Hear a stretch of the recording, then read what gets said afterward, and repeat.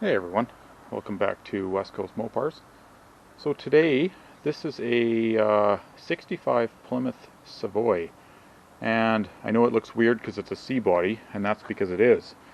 This is basically, I didn't realize how rare this car was until I got it home and did some research on it.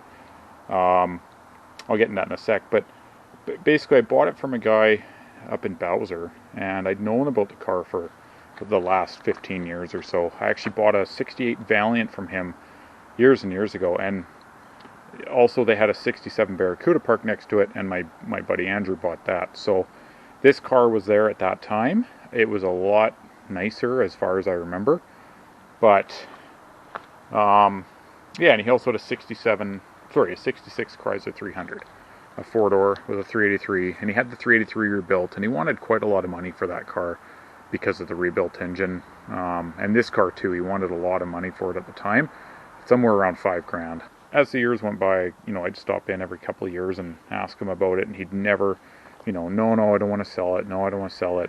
And then the other day, I thought, you know what, I'm just going to drive over there with my buddy Evan, and we'll go take a look and see if the guy wants to sell. And I must have caught him at the right time because he said, "Yeah, I'll sell it." But yeah, it's pretty rare actually. I didn't realize, it's a C body, but the Savoy name. So I did some research, and in '65 in the U.S. you got a Fury 1 as the base model. In '65 in Canada, they continued the Savoy name off of the B bodies onto the C body. So you didn't get a Fury 1 here. You actually got a Savoy. If you wanted more options, you got a Fury 2. You didn't get a Fury 1. It wasn't until '66. So it's actually a really unique car. It's a 1 year only that the Savoy was ever on a C body, and it's 1 year only because it was Canadian only. So it's just an oddball. It's no different than a Fury. It's just got the nameplate here. The paperwork says 1965 Plymouth Savoy. It is kind of unique because if you look at the trunk lid here, it doesn't have any reverse lights. So everything else, like the Fury, they always have a reverse light here. This one doesn't have it. Doesn't have them in the bumper. Doesn't have them anywhere. So that's pretty unique. Unfortunately, this trunk lid is extremely rotten. And I'll show you guys in a bit here, but like the bottom lip's rotten. You can see it all there. It's all rotted. When I open it up, all the structure of the trunk lid is rotten. Where it holds to the hinges, it's got holes in the top, and they tried to cover it with tape. More holes here. There's more holes starting over here. So it's pretty much toast. I'm keeping my eye out for a '65 Fury trunk lid. But yeah, it's a two-door post. The bad part of the car is actually like basically from the back of the doors rearward. So, well, aside from this door's got a hole, but these fenders are beautiful. Look at these fenders. I can't believe, like all the way down to the bottom, they have a little tiny bit of bubbling, but there's no dents. That grill is absolutely mint. And he gave me the centerpiece here, the plastic piece. It's supposed to be red, white, and blue. It's got the hood ornament still. Just rotting in weird spots. Like this cowl piece is rotting. Right, along here. Now, I might have a couple of these. It looks like they're the same between all the C bodies. 65, 66. It's got the trim is all on it. It says Plymouth here on the C pillar. But then back here, it's got a bunch of rust there. It's got rust. I don't know if you can see it very well there under the pine needle. It's got rust there. The quarters are bad. That piece hanging down is actually the trunk extension. And if you come over to this side, this quarter's even worse.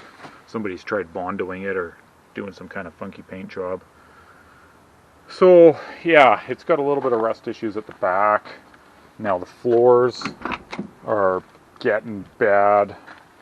I don't know. We might just patch them in the moment. Patch them up. I don't know, or just shove some sheet metal in there and call it good, so your foot doesn't go through. I don't know, but like it's a C body with a rubber floor mat. It's got a split bench seat. It's so limited optioned. It doesn't have rear armrests. Even the gauge cluster is very basic. I'm pretty sure it was a radio delete and someone cut a radio in, unfortunately. But came with those cool hubcaps in the back seat there. But it's just covered in mold. Everything's just disgusting in here. And then the other weird thing about this car, you know, full-size C-body, is it's actually a Slant 6 car. So this Slant 6 is not original to this car. I didn't even really notice at first glance, but then when I started looking, like, no, that's a 70s valve cover. So this, I ran the numbers, it's actually a 1979, unfortunately. So the 65 Slant 6 would have been about 145 horsepower.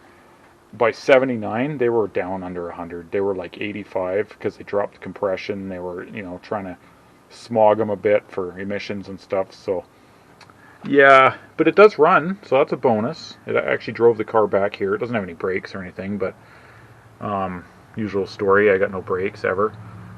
But it's manual steering, manual brakes, Slant 6, two-door post, 65 Savoy. So it's actually a really odd car. Like, it's, you know, a bunch of guys were telling, oh, stick a big block in it.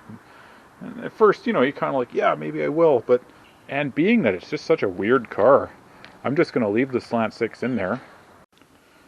Okay, so I'm not going to lie, out of all the cars that I've drug home, you know, lots of stuff sitting, did that little Falcon, I did that 62 Valiant, like those cars were all just sitting neglected for years and years. This one's probably one of the grosser ones. I vacuumed, like I had to vacuum the underside of the car. I spent an hour yesterday doing that. Just like thousands of spiders. And just like junk hanging down. So then we moved to the interior and it's, you know, this seat corner's just destroyed. Again, it's just disgusting in here. It's full of mold.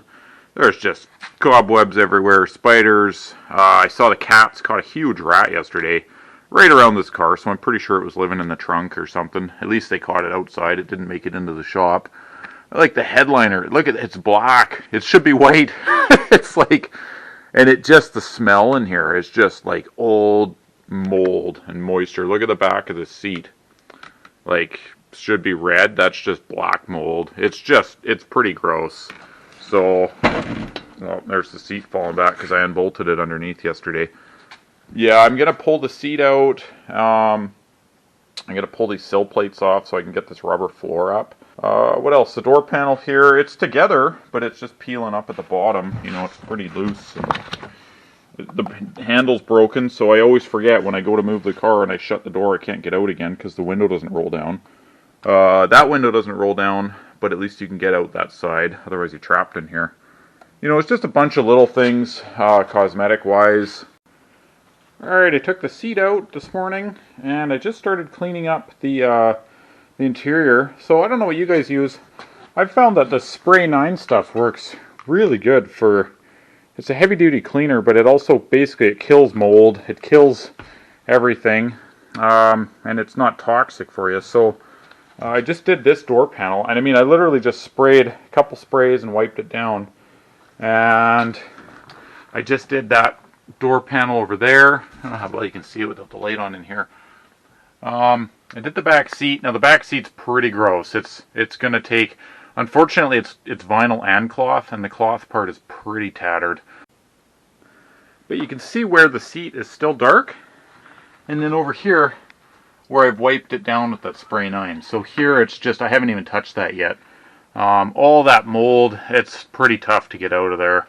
But you can see where I stopped wiping the seat there on the left side, and I haven't touched this yet. I haven't yet done this door panel, but I did that back door panel and the front one. So it does work pretty good. I'm just going to keep going through the car. That left side is bad. The right side's better, but look at the headliner. Look at that. All there, I scrubbed and scrubbed. I haven't yet gotten over here, but literally, watch this. Like, take this Spray 9, just spritz it there. I just use like a microfiber or a rag. Let that stuff soak in a bit. Start scrubbing. And then come back with the clean rag, or cleaner, you know, and just give it another wipe, and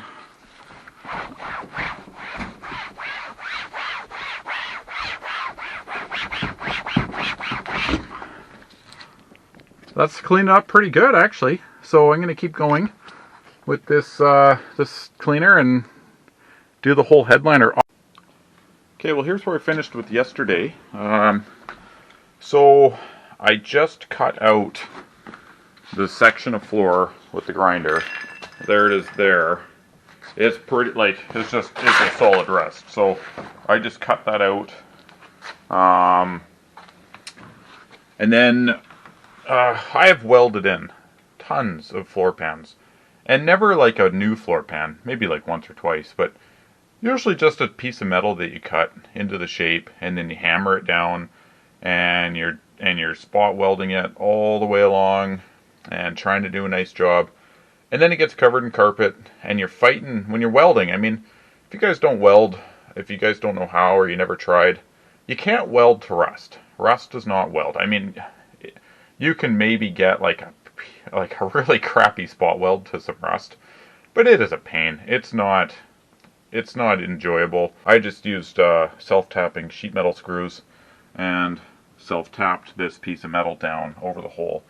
So what I did was I just cut it larger than the hole itself that you're covering, obviously. And then I've got a metal brake over there, so I just bent like maybe a 30-degree bend on the floor just to match the contour where it goes up.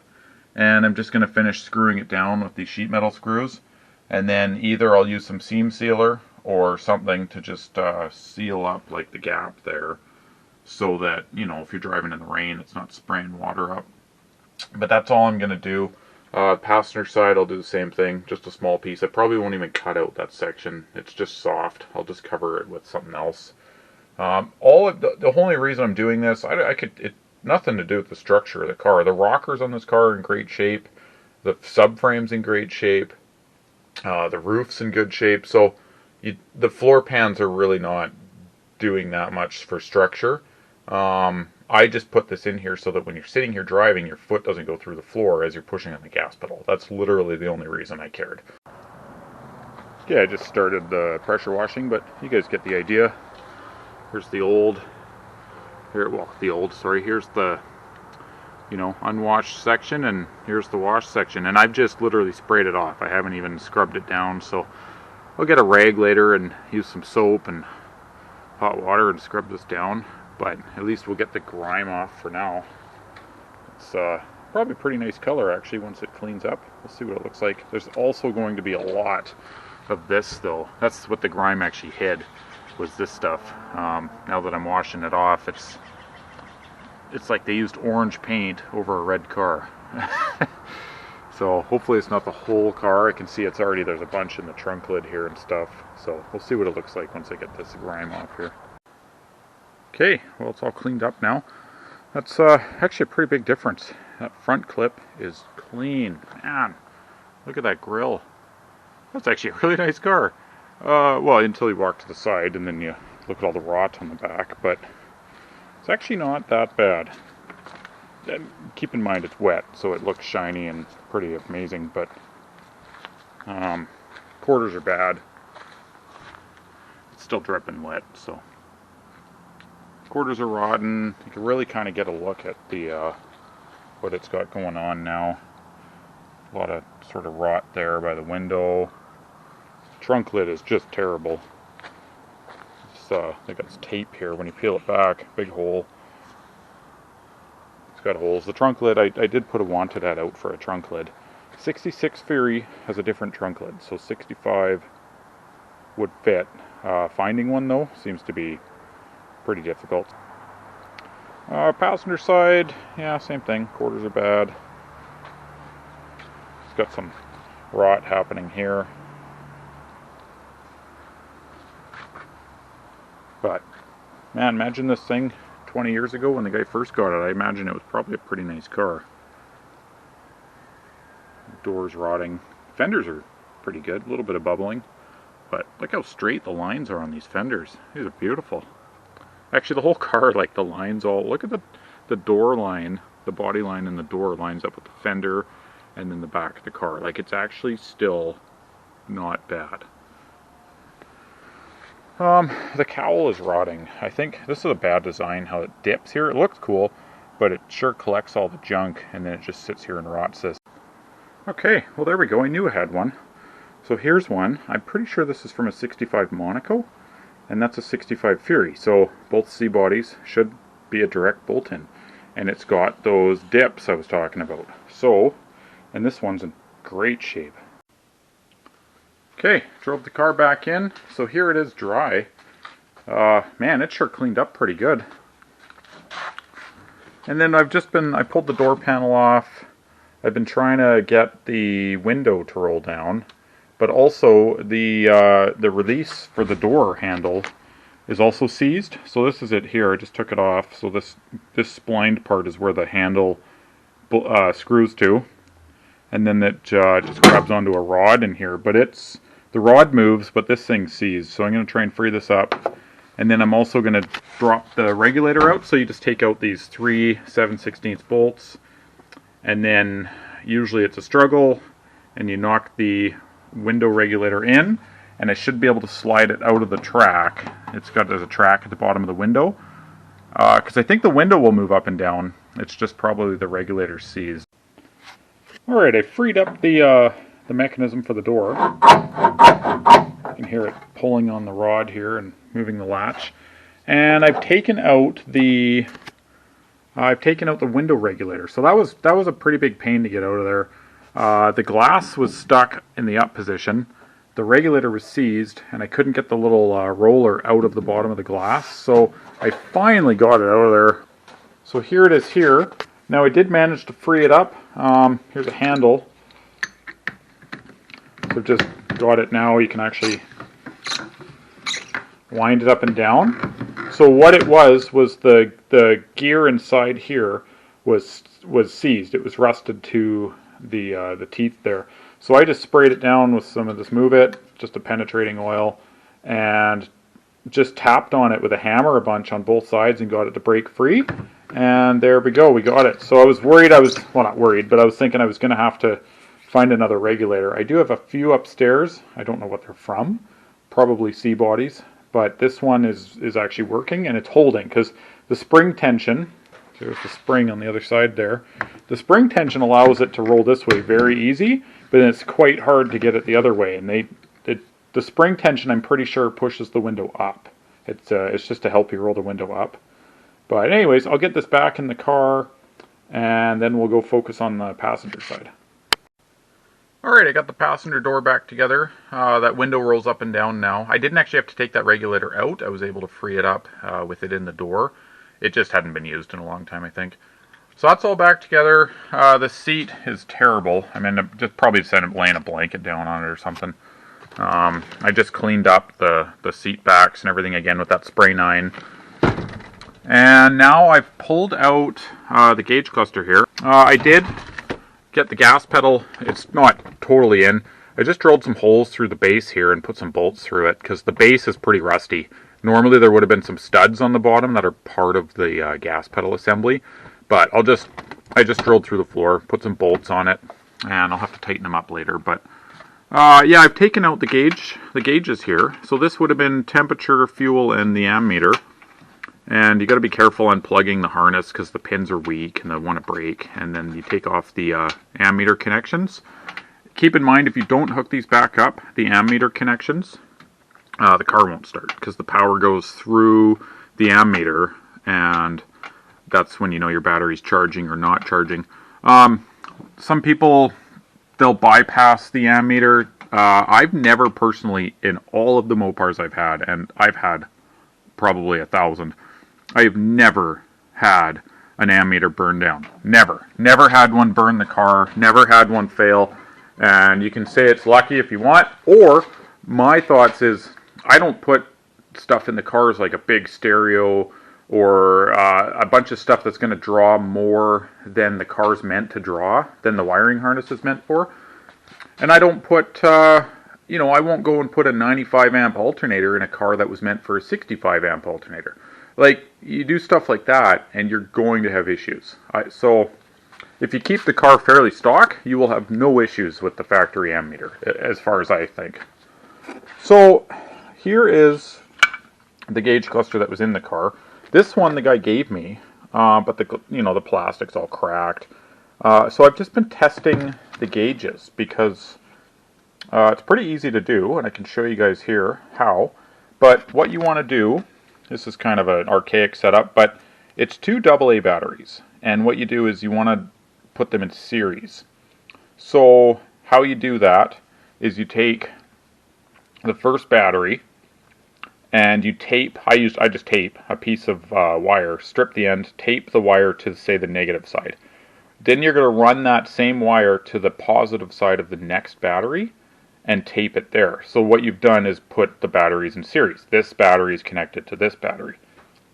Then off your second battery, so you've gone negative to positive, then on the negative side of the second battery, you just tape a lead with like an alligator clip.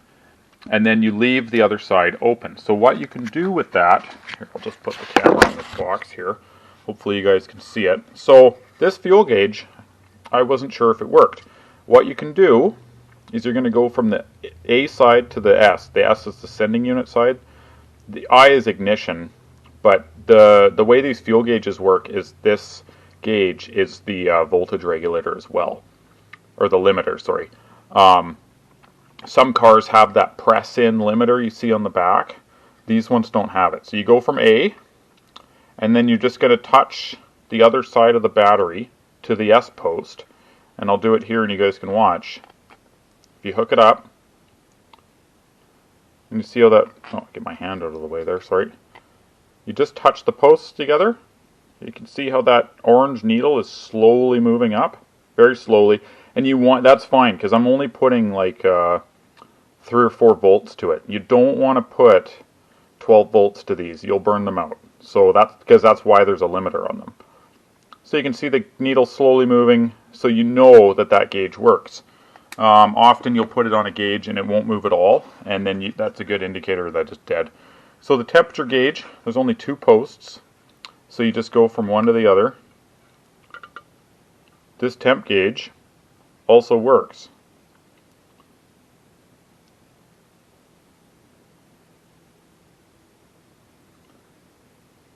So that's all there is. So now I know these gauges are good, but what I am going to do is take these gauges out of this housing so I can remove the circuit board, because this board is extremely corroded. This was the one that was in the car.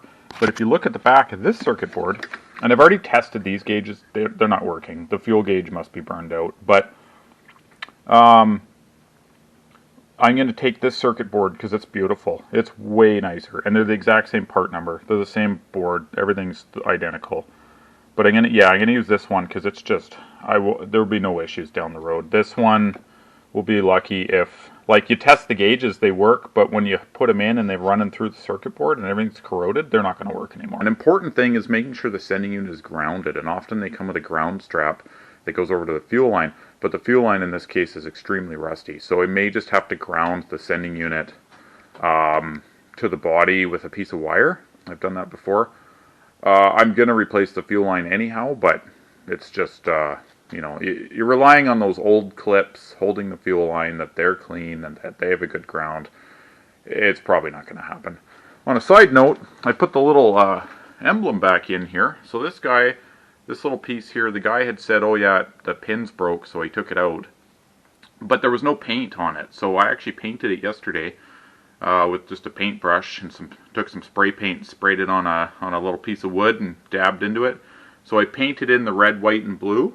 But I like how it actually worked out. It didn't come out like brand new. It came out as if it was always like this. Like it's all faded in the middle. So yeah, I'm happy with it. How I fastened it, the pins are all broken on the back. So I just took black RTV and used it as like a glue. I've done that before with emblems.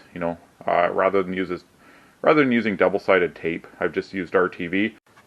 Alright, I got the regulator back in, so a little bit of a fight, but a trick that I find is if you can sort of wind the regulator while it's out of the door, wind it so that it doesn't point straight, sort of goes on an angle, then you can easily get, or easily, I should say easier at least, get the wheel. You can see down in the window track there, see that end of the bar there, there's a little wheel on it.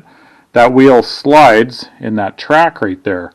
Now, if you can get the wheel in first, and then get the regulator over here with the winder, and then get it through the door and put the bolts in, then you're laughing, because getting the wheel in is the trickiest part. This part of the window frame actually goes down all the way down through the door. There's a bolt here you can take out, and you can shove that bar over. You kind of have to get the regulator out. Anyways, if you've done it, you know what I mean, but if you haven't done it, yeah, I find it easiest to get the wheel in first. Anyways, it's free now. It's, you know, it's still a little bit little wonky, but it does go down further. Oh, I never even noticed. Looks like the door's split here. That's interesting. But yeah, got the window in. It rolls down. Oops, there goes my block of wood. But it rolls up fine all the way to the top. Okay, I pulled the sending unit out. Now, right away I noticed it's got no sock on the end. But I just took the float off here. It was just on the... It was still attached. And a good way to check the float, if it has sunk, meaning there's a pinhole in it and it's full of gas, is you can shake it. And if you can hear gas in it, then you know it's obviously got a hole. If there's no gas in it, then it's probably still good. And I can't hear anything, so that's a good sign. The float should be fine.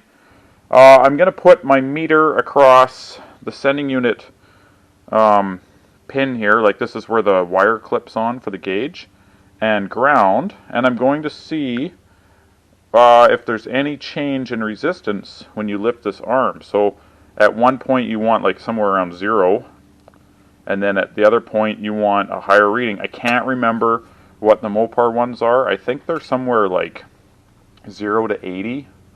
Okay, I was actually just moving the arm with the ohm meter on it, and I was getting nothing, no change. So I popped the little canister off here. It's got 3 little prongs that go through these slots, and you just bend them up. You can pull this off. And inside here, there's a little arm. I don't know, whoops, sorry. There's a little arm. Camera won't focus like normal. But there's a little arm there, and it's supposed to be on here, and it's broken off. You can see the end of it right there, and it's laying in the bottom of this thing. So this is never going to work because that little arm's broken off. Alright, I'm just going to get these old tires off here. I'll just do each one as I do the brake. So jack the car up, do the brakes, change the tire for that side.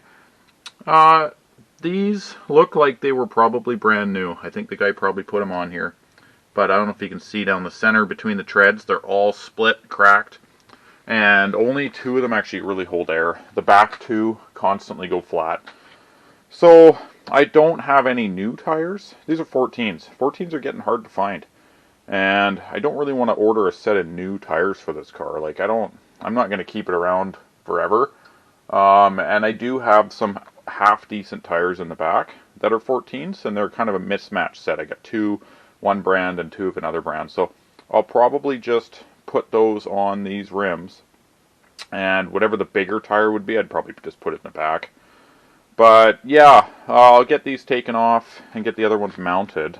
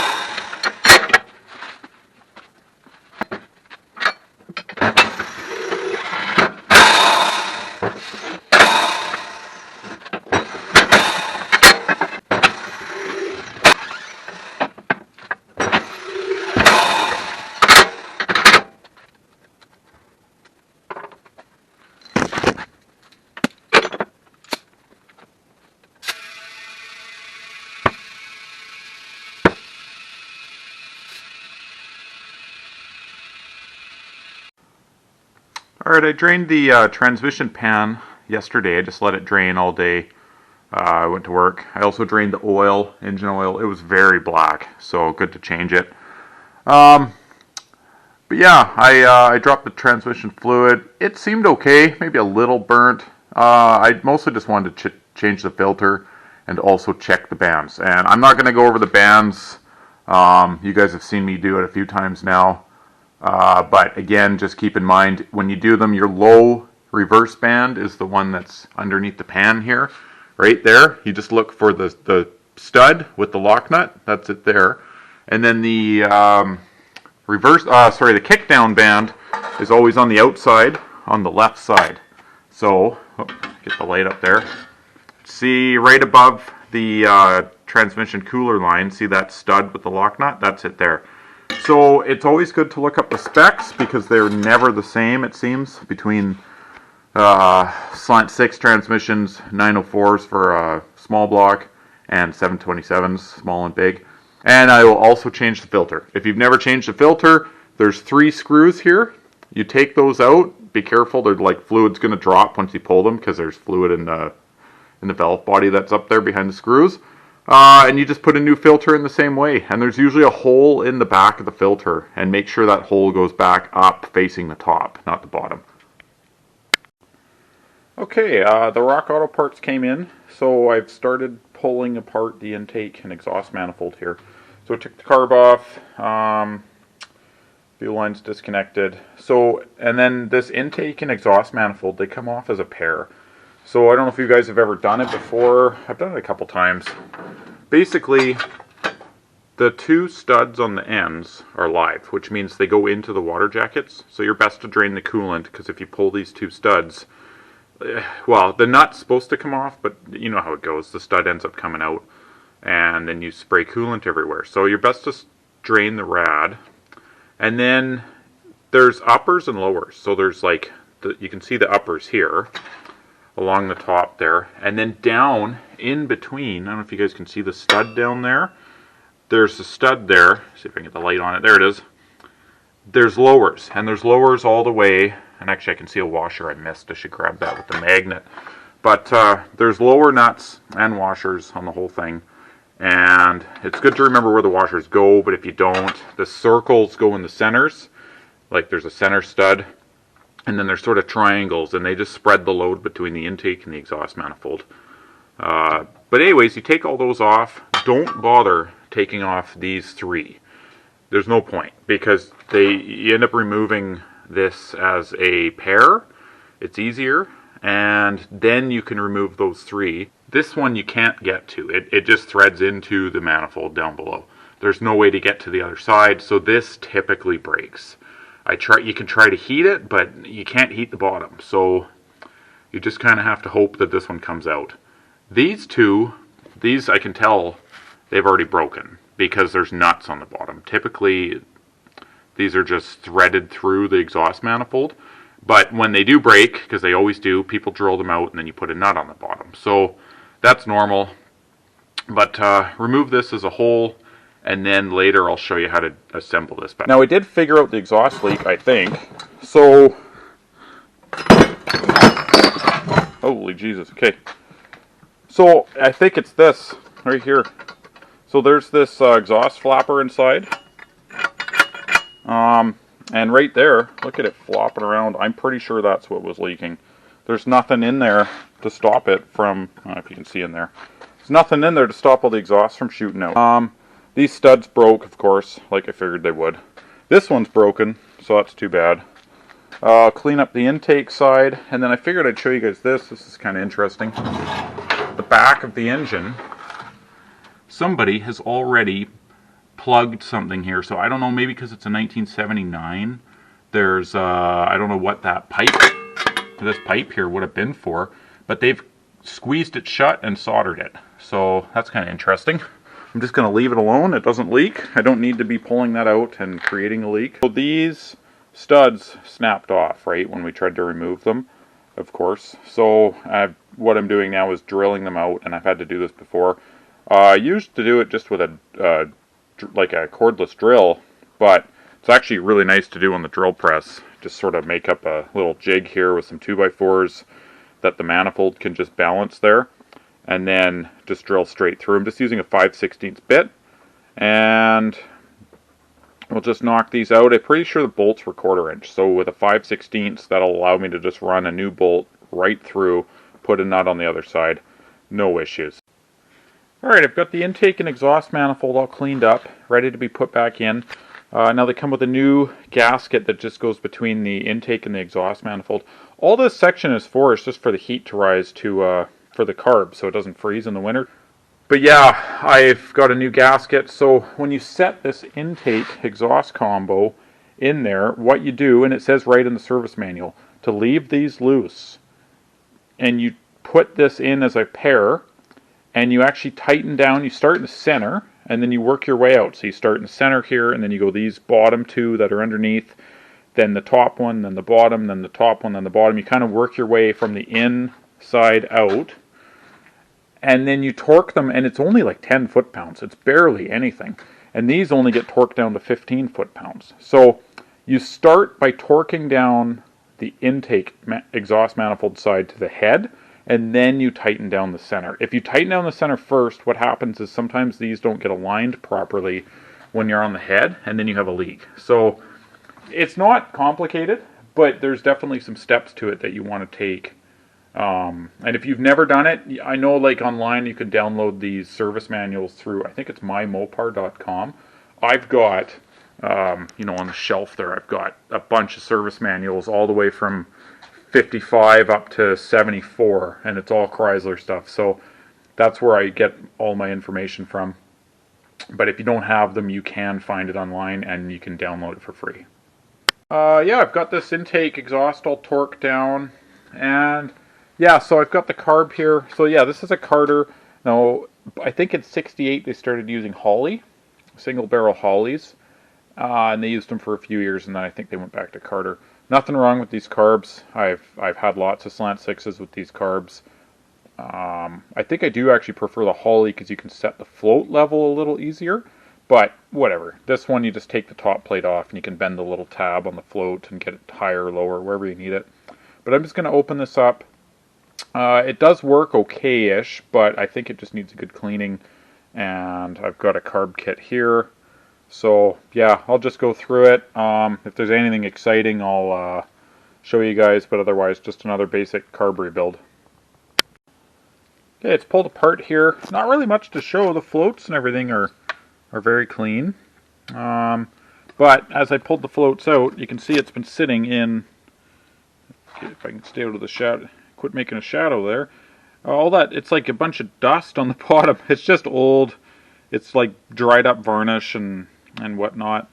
The jets are really high up in this carb, so I'm not too worried about them being plugged. I'm still going to pull them out, obviously, and what I usually do is just spray them with brake clean, and then I'll spray them out with compressed air afterwards. And I'll spray all the orifices and all the, spray brake clean in every little hole you can, and then spray it with compressed air.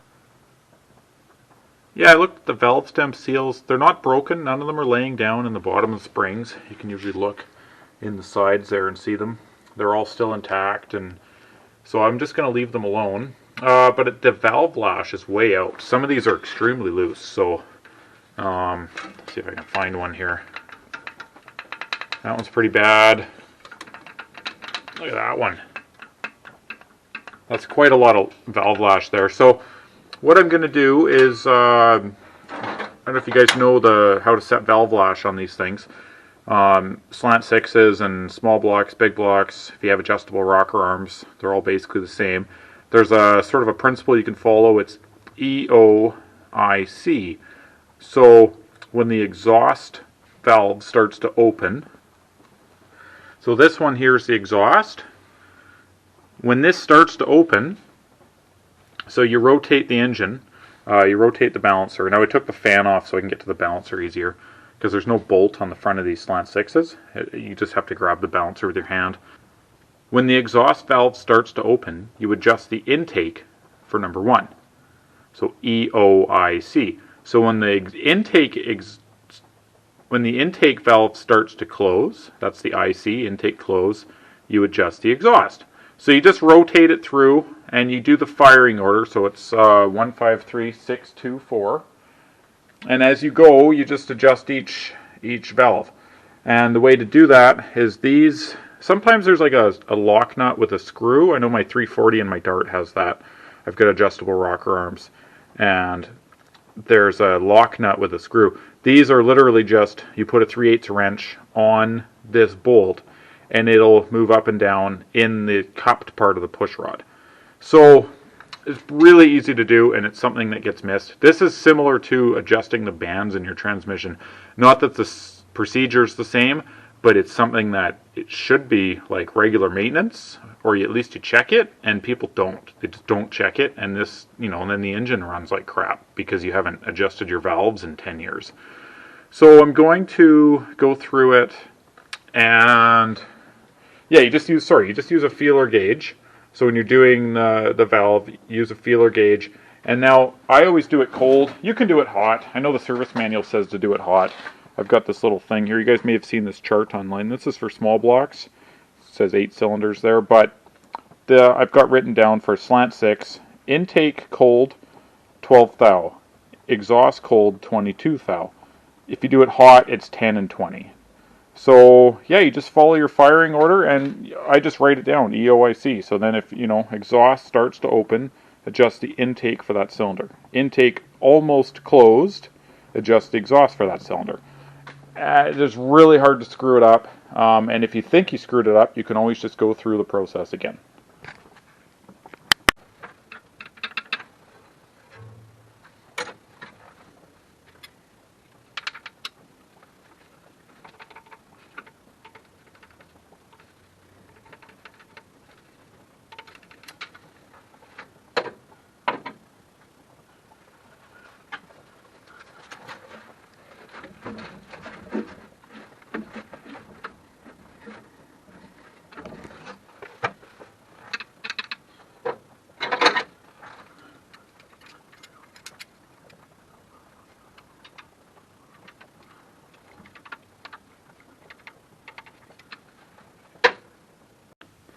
Okay, moving on to the brakes. So I pulled the drums off, and the drums are beautiful. I haven't touched these, so it looks like whoever did the drums, they're either new drums or they got turned. Honestly, I think they're new.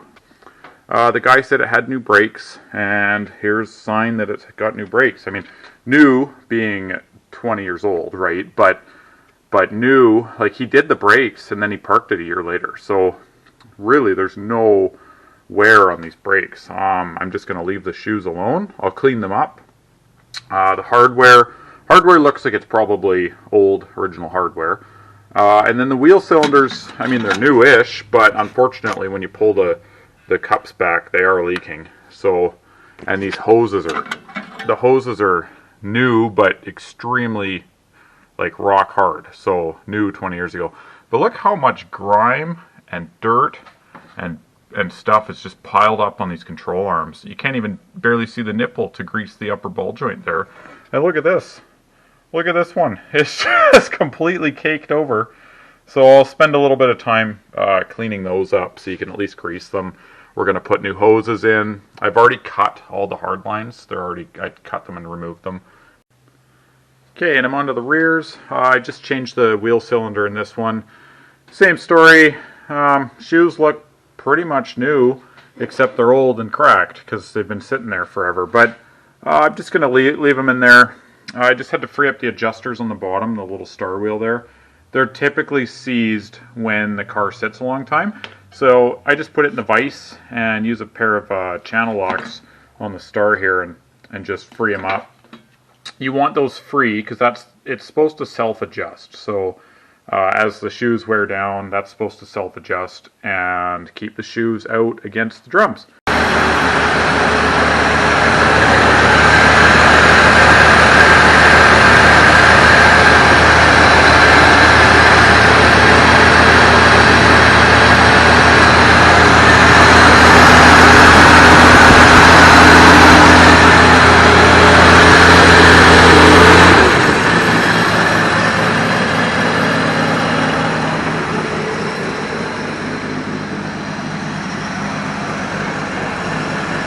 Not running too bad.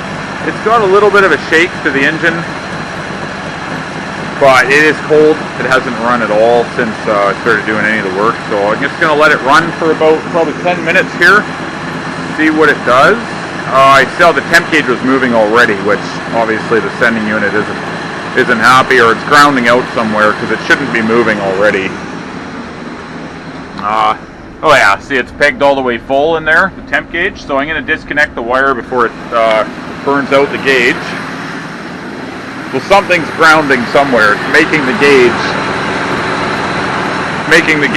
read full, and if that happens, you'll end up burning the gauge out. Fuel pump's pumping. That's good news. I did run that new fuel line all the way back, and I actually did change the sending unit. So I went on Rock Auto and I ordered a sending unit for this thing, but unfortunately it was the wrong one. It showed up. And it had this really long arm on it, this extra piece. So I actually cut this off with the tubing cutter. Oh, it's running way better now. It just smoothed out, no more shaking. Oh, it's running really good. I did that valve adjustment too, the valve lash. That definitely helped. This thing is running really nice. But yeah, I cut the tube off the end. I bent the sending unit in the same shape as this is the old one here. So bent it in the same sort of shape.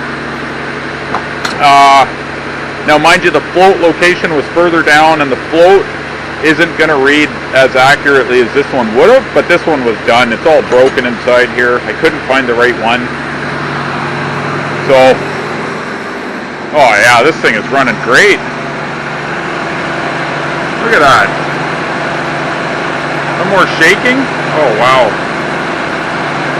We'll just let it come up to temperature and burn off some of the oil and stuff in there. Listen to it back here. This thing is just singing. Just gonna kick it down here.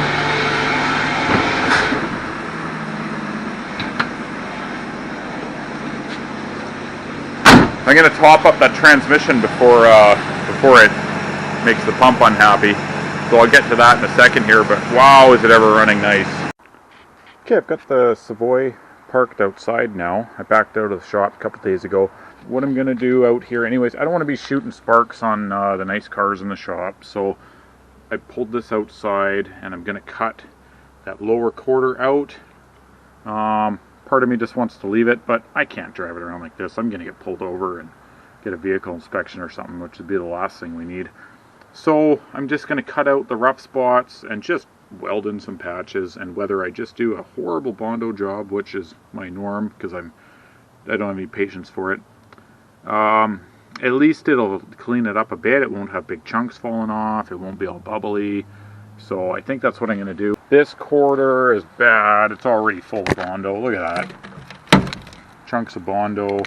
So again, I think I'm just going to cut it under the body line somewhere. I don't want to come up here. I don't want to make this. So we'll stay down here. Probably just cut it and then overlap it from behind. I don't know how crazy I'll get in the wheel wells. All rotted through. And I discovered the wipers don't move. I can hear the motor moving, but the linkage isn't moving, and it's actually down in here. So we got to take this off anyways to get the wipers working. So I may as well change this panel out for that other one that I have. It's way nicer. The rest of the car is pretty good as far as rust goes, at least as much as I want to address. Yeah, it's getting a little dark out here. It's got the outside lights on, but there you get the idea. I just cut the rust out. Here's the piece that came out. Most of it's Bondo already, so this has been an ongoing thing. This was absolutely packed full of dirt, so that's where I think with my earlier theory is that this car was just driven down some logging roads its whole life and never washed. I don't know, but anyways, that's just a typical West Coast Vancouver Island car. Is the rear quarters are shot. So anybody that, it's funny how many cars I've sold over the years, and guys will be like, they'll show up and look and they'll be like, oh, the bottom inch is rusty. Yeah, what did you think you were getting? Like a rust-free Arizona car? Guys, we live in like a wet climate that's technically a rainforest. Like, I don't know, blows me away. Some of the comments you get, or some of the thoughts people have, they think things are going to be like immaculate. Like, guys, give your head a shake. It's like an unrestored car from the wet West Coast. Anyways, okay, and this one's cut out here, same thing, full of dirt. And I cut the passenger side out too. It might be hard to see because it's getting a little dark out, but there it is there on the ground, and cut that one out. So yeah, I think tomorrow I'll just make up some patches that have at least the same contour of the wheel well, and I'll tack them in. Do a quick little filler job over the seam. I'm not going to butt weld it, I'm going to lap it, so I don't have to do as pretty of a cut. It doesn't have to be perfectly straight. And then it'll probably hang on longer too. Okay, I've just been picking away at the metalwork. Like I said, I am not a body man. I am terrible at it. But at least it'll look better than a bunch of rot and chunks hanging down. So these are just flat, it's flat stock. It's actually from that chunk there behind the wagon. That is the roof from that rusty old super cab I parted out. I don't like wasting things, and that roof is rotted. Like if I show you the edges, it's all rotted, but the center is pretty good, so I've just been cutting it up. And so I just welded a patch in here, and yeah, it's not, it hangs down too far over here. I rolled the bottom on my metal brake, so at least it's got a bit of a lip to it. It's not just flat steel hanging there. I just tacked it in a couple spots, and I'm just gonna put some filler over it and spray it red. I am not concerned about this being pretty. Look at the gas door. It's all bubbly there. There's this. I'm probably just gonna put filler over it. Yeah, boo me if you want, but I just don't have time or patience to be. If you're gonna do it properly, do the whole car. I don't know. Anyways. And then this part, again, it had full of Bondo up here. It must have been dented or something. It's got some old welds here. So I'll have to redo something there. And this piece, again, I just cut it out, rolled the edge of it on my brake, and I cut some relief cuts in it so I could bend it. And I rolled the bottom, and I just tacked it in, and at least it sort of has the right profile where it comes down, meets the bottom, and I rolled it a little bit so it matches the contour of the body. And the wiper linkage, that's all in. That went fine, except the wiper motor's not strong enough to push it around, so I will have to change that wiper motor. Alright, so I got the Bondo, whatever I used there. It's done-ish. It's definitely not good. Like I said, I am not a body man. It looks patchy because I just sprayed one coat of paint on it. I actually found, I've got this burgundy paint, I think it's for lawn furniture, but it actually is a pretty close match to what's on there. It's obviously going to be shinier, and I just sprayed underneath the trim. I didn't spray above, and I just kind of sprayed up to the door. It's covered in Bondo dust up there, but yeah, it's fine. All I'm going for is if I'm driving down the road and I pass the police station and they look out the window, they don't see the quarter panels hanging off, dragging on the ground, and they go, let's pull that guy over. Instead, they might just look at it and go, oh, an old Plymouth, or whatever, right? That's all I'm going for. I've got nice cars. They're a pain in the ass. I actually prefer this kind of stuff. It's just nice daily driver kind of stuff. Who cares if it's rough, right? It's, you hear that a lot. Guys are picking other people apart. You go to a car show and you just get nailed on, like hammered on. Guys are going, oh, it needs rust repaired. It needs paint. It doesn't need it. It's not stopping you from enjoying it. Don't listen to that stuff where they say it needs paint, it needs this. It doesn't. It doesn't need any of it. Honestly, all you need is a windshield, some headlights, taillights, turn signals, and some rolling wheels with some brakes behind them. That's all you need. So don't listen to that, needs this, needs paint, needs chips repaired, needs... Who cares? If it's your car, do what you want to it and enjoy it. That's what I've learned over the years. Anyway, that's my quick rant. But, yeah, I'm going to spritz it again with some paint, try and make it look a little better. I vacuumed out the trunk. Somebody's already done fiberglass in here. It's got a mat. It's crappy. It's got holes in it and stuff. I'm hoping the fumes don't come up in the trunk and work their way back and fume me out. This side, same thing. This quarter actually I think looks a little better than the other side. It's more uniform. You know, I just welded it in here and over there, and it's just some quick filler just to hide the seam. I didn't bother doing anything up front, but again I spritzed it with some paint all the way up to the door and just kind of under the trim. The last thing I'm really going to tackle is this. If you can tell, it's rotted out in the corner here. So around the corner, it's all gone. This is the weather seal is hanging here. Oh, there, maybe the camera gets it better there. So I've got a 68 Monaco parts car. I've actually got 2 of them. I'm going to go look at where the drip rail goes. It looks like it's the same contours, same shape, and I'll probably just tack it in place and just, I don't know, use some RTV or something to keep it from leaking. So way in the back here, covered in maple leaves, I've got this, what's left of a 68 Monaco 500.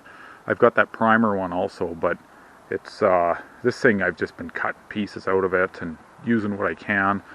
This poor thing. This was a 68, or is a 68 Monaco 500, a Canadian car, and it had that big wide anodized aluminum trim all along the bottom. Originally blue with a black vinyl top. Or actually, sorry, originally it was this yellow color underneath here. It was originally that yellow, creamy yellow color with a black vinyl top. It was a Buckets console car with a 318 automatic. And probably a pretty nice car. Somebody painted it blue at one point, and then the guy I got it from spray painted it black and glued all these goofy toys to it and cut big domes in it and whatever. These things are on here. They're part of the car. He actually cut a hole in the roof and put that dome there and had all these lights and horns and all kinds of crap. This stuff, it's all glued to it. He's got all these trinkets and stuff glued to the car. Anyways, but it's been a good parts car. So this one, I'm gonna take the trunk lid off so I can get in there. But it's actually really solid in there. It's just full of junk. But that is what I can tell. It looks like the same profile. So, okay, there's the trunk lid. I just took the Sawzall, cut this whole corner out. Had to cut some of the bracing. It's not something that I ever really sell. Nobody's ever going to come and ask for the bracing or anything. And then here's the piece. Got some leaves stuck to it, but there's the corner. Would have sat like this actually, but it's pretty good. Got a couple little pinholes where the seal was, but it's way better than what we got, and at least it's the shape that I need. And so I'm just going to cut it out here, and to me it looks like a match. We'll know more once we actually get it cut out, but hopefully it'll all work out. Okay, I've got the corner all cut out as far as I want to go on the Savoy. And then here, this is the piece that we cut out of the Monaco. I just sort of trimmed it up to the shape I want, and I wire wheeled the edge because we're gonna weld to this edge. And so here's sort of what I was going for. If you just line it up in here, right? Line it up with here, line it up with that one. I might trim it a little bit more down here on this right there, just to get it to come down a little further. Or I might just tack it in like that, I don't know. But that is all I was going for. Then we have a spot to weld here. It's actually underneath this sheet metal. And we can just spot weld it a couple times. Okay, I'm just working on this wiper linkage on the Savoy. It's dark out, but just outside here. It's funny, I moved the car outside because I wanted to get on other projects on the hoist, and here I am working in the dark outside in the rain on the Savoy. Oh well. So I'm in the process. I've changed out the wiper linkage, and I also changed out the pivots, because the pivots on the old linkage are completely seized. Now, I'll show you in a second here, but these pivots and linkage actually came from a 68 Monaco that I have in the back. So for you guys, if you're wondering what fits, this is a 65. I'm pretty sure up to 68, a lot of the parts are the same. It's got the same panel idea that screws in. The only difference is the body line for the hood is different, and it meets up through the this panel. So the panel itself, I believe, is 65 and 66, but it, you know, the linkage and all the wiper parts and everything up to 68 will all interchange. But I'll show you. So here on the ground here, this is what came out. Just show you guys here. So totally, this one actually spins still. I can't believe it does. But the bolts were all seized and I couldn't get them out. I had to cut them. So not a big deal. I do have other parts. But look at this one. I don't know if you can see that. It's all rotted right there. Right there on the side. On the pivot itself. It's all rotted. That is from buildup. Oh, and it wouldn't spin. Totally seized. So that is from buildup of pine needles and stuff on the near the window there. Okay, I've got the car back in the shop here. I did pull it out of the shop for a while. I've actually put insurance on it, but I haven't been able to drive it around yet.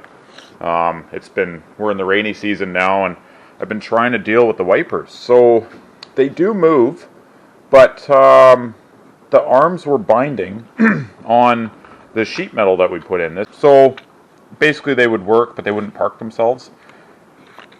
So I just started measuring though, because when I put this cowl piece on, and I go to put the wiper arm on, it doesn't seem to go down very far. And if I measure on the back side here, this is 1 3/8. Well, I just measured the one that came out of the car, which is here, and it's not usable. It's all rotted and rusted, but it's 1 3/4. So these are taller. The ones that came out of the car are taller. So it must be something to do with this little bump, maybe. I don't know. These ones are from that 68 Dodge Monaco. So I'm going to do some digging around in the yard and see. This is turning into a complicated, ridiculous wiper setup. I've gone through the motor, I've gone through the switch, I've changed the wiper linkage, I've changed the pivots, I had to free the pivots up.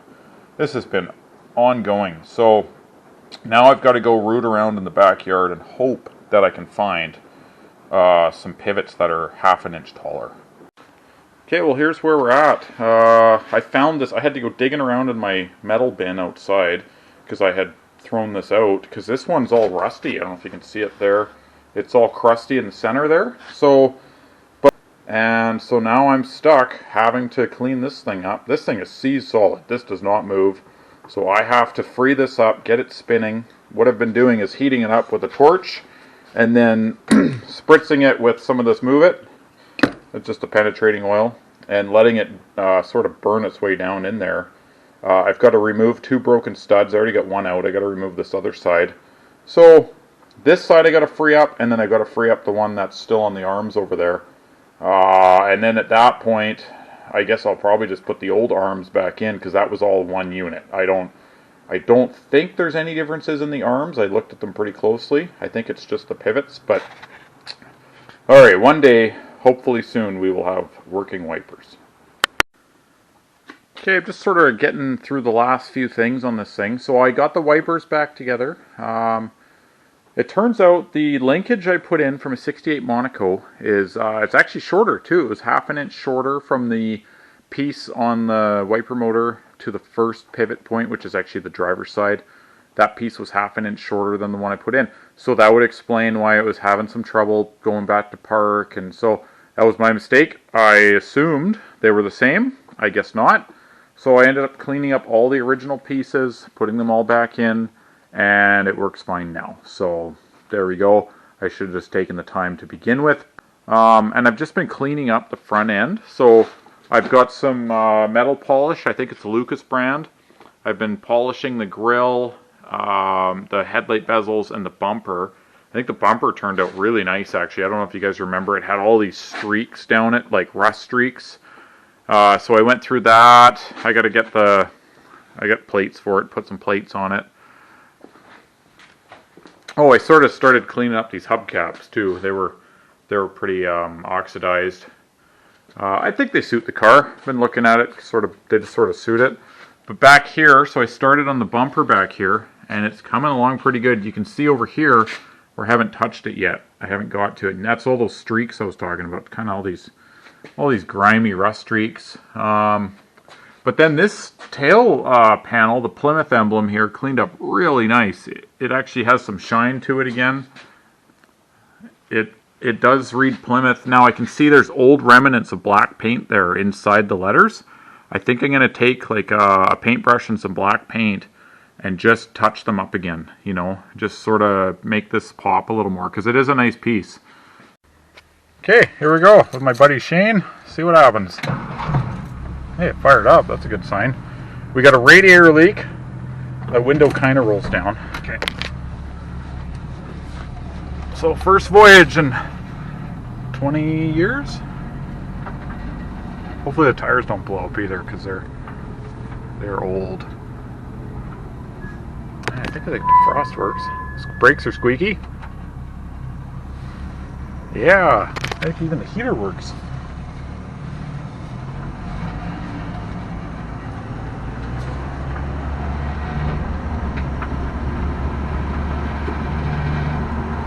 It's actually not bad for a big heavy sea body. I think that's mud flying off the back of my tires.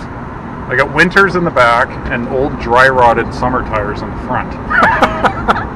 Perfect. I wasn't sure if I should put the good tires in the front for steering and slowing down, or the good tires in the back for if we got to climb like a slippery hill. I don't know.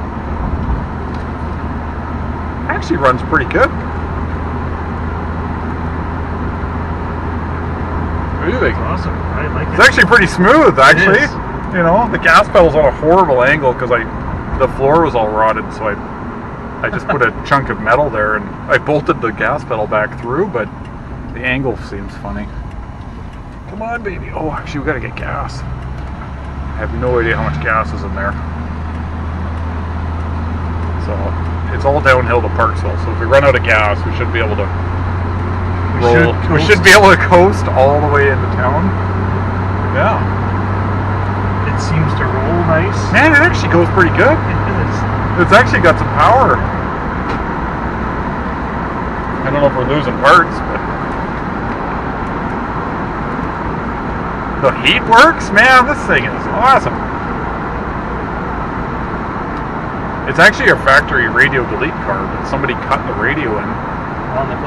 They ruined the plate, right? They ruined that, and then they put an antenna in there. It's like a Chinese plastic. Like it's aftermarket. Yeah.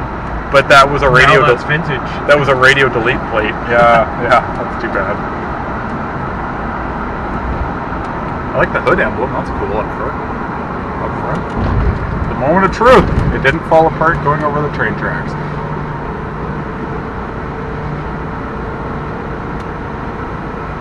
Actually runs really good.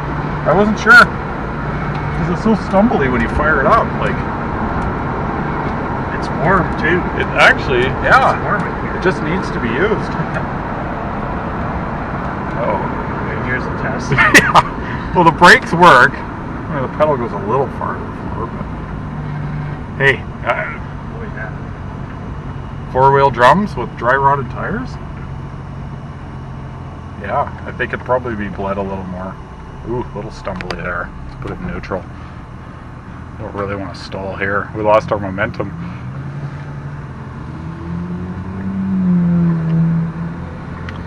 Don't run out of gas. No, please don't run out of gas here. Come on, lights. Yeah, I think it's got like a quarter tank. Accelerates nicely though. Shifts gears. Yeah, it's pretty good. Oh man, I could daily drive this. I just gotta sell that station wagon and then bomb this thing around. And the nice thing is the roads when they salt them, this thing's already so rusty in the back that it can't hurt it no more. It's not gonna get any. Well, it will get worse, but it's got some weird rattling sounds up there though. I don't know what that is. It's probably all the tools I left under the hood. Speedometer works. Nice. Yeah. Well, this is it. This is the 65 Savoy. Okay, we got some lunch. Heading back up the hill. Other than a slight radiator leak, it's pretty good. But we hit the red light uphill, so we're definitely going to be the slowest car going up the hill. When I had the Fargo together with the Slant 6, I couldn't, that's why I put the 440 in it. I had no power to get home. I'd have to like pull over and let people drive by me. Well, it's not too bad. It's definitely working though.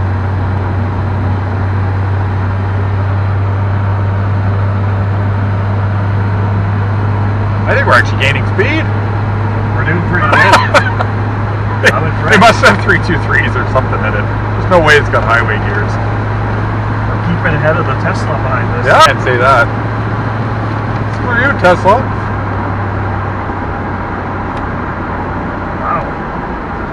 And it drives straight. Look, no hands on the wheel. We're not in the ditch. You never know. Some stuff I've brought home, that little Falcon, nothing was all over the road. And that Valiant, that 62, that thing was terrifying. This thing actually drives really nice. I had to turn the heat off because it was working too well.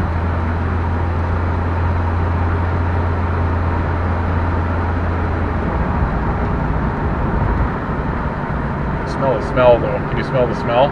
Yeah. Yeah. I just accepted it. It must be. How long has the smell been there? I just noticed it. I think the whole time. Oh no. Okay. I really smelled it there to climb the hill. Oh yeah. Alright. New daily driver. Just need that wagon to sell. Look, even the lights for the turn signals work in the dash. I didn't know that.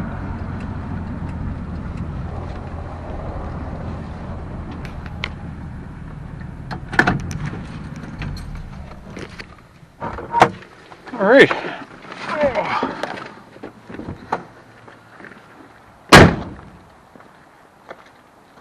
Well, there we go. Did a maiden voyage. Keep Shane out of it. Clearly doesn't want to be in it. Thanks for watching, guys. Saved another one. Good little 20-footer. Great daily driver. I think my letter paint I did on the Plymouth logo looks pretty good.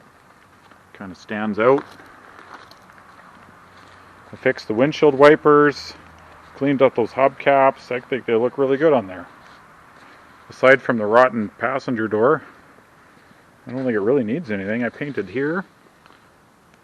Sort of made them pop a little more. Yeah, well, it's got insurance and I'm going to keep driving it. So thanks for watching. We'll see you on the next one.